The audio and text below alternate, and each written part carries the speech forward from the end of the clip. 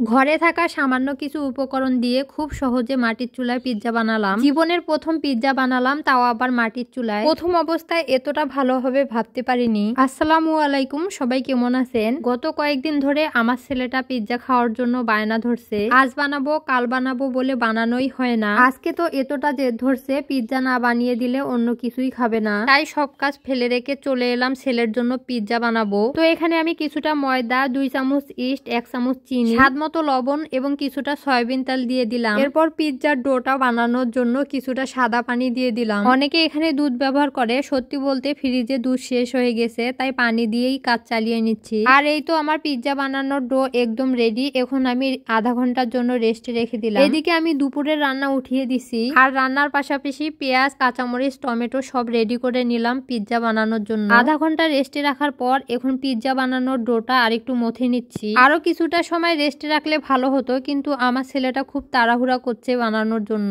এদিকে রুটি বানানোর পিড়াতে আমি হাত দিয়ে একটু তেল লাগিয়ে দিলাম। এখন পিৎজা বানানোর জন্য রুটিটা একটু মোটা করে বেলে নেব। পিৎজা বানানোর জন্য ওই সাইজের প্লেট আমার হাতের কাছে নেই, তবে একটা সিলভারের ঢাকনা পেলাম, আর এটাতে কিন্তু আমি আজকে পিৎজাটা বানাবো। প্রথমে কিছুটা সয়াবিন তেল হাত দিয়ে ঢাকনায় লাগিয়ে নিলাম, এতে কিন্তু পিৎজাটা খুব ভালোভাবে উঠবে। এরপর হাতের নখ দিয়ে আলতো করে নিজের মতো একটু ডিজাইন করে নিলাম। এরপর কাঁটা চামচের সাহায্যে একটু ফুটো ফুটো করে নিচ্ছি, এতে কিন্তু পিৎজা বানানোর সব উপকরণ একটু একটু করে ঢুকে যাবে। যদিও আমি এসব বিষয়ে খুব একটা পারদর্শী না, গ্রামের মেয়ে গ্রামের বউ, তেমন কিছু পারি না, তারপরও নিজের মতো করে একটু বানিয়ে নিচ্ছি। তো যাই হোক, এ পর্যায়ে আমি কিছুটা টমেটো সস দিলাম। এরপর সসটা খুব ভালোভাবে চতুর্দিকে সেট করে নিচ্ছি। হাতের কাছে কাঁটা চামচটাই ছিল, তাই কাঁটা চামচ দিয়ে বিছিয়ে নিচ্ছি। এরপর উপর দিক দিয়ে কিছুটা চিজ গ্রেট করে দিব। সবগুলো উপকরণ বাড়িতে থাকলেও এই উপকরণটা কিন্তু বাসায় ছিল না। ছেলে খেতে চেয়েছে বলে কথা গতকালকে, তাই আপনাদের ভাইয়া নিয়ে আসছে। তো যাই হোক, এরপর উপর দিক দিয়ে আমি পেঁয়াজ, টমেটো, কাঁচামরিচ সবকিছু এক এক করে দিয়ে দিব। এখানে কিন্তু অনেক বড় একটা মিস্টেক হয়ে গেছে। আমি ডিম ভেজে ঝুরি করে রেখেছিলাম উপর দিক দিয়ে দেওয়ার জন্য,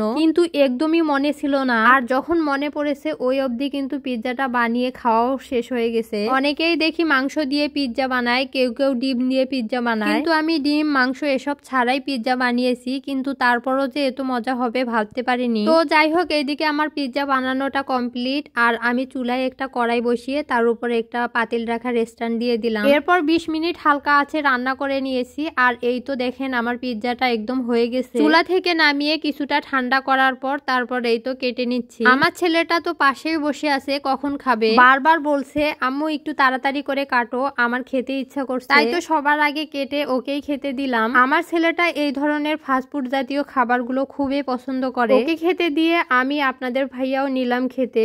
আর এতটা যে মজা হবে বিশ্বাস করবেন কিনা আমি ভাবতেও পারিনি।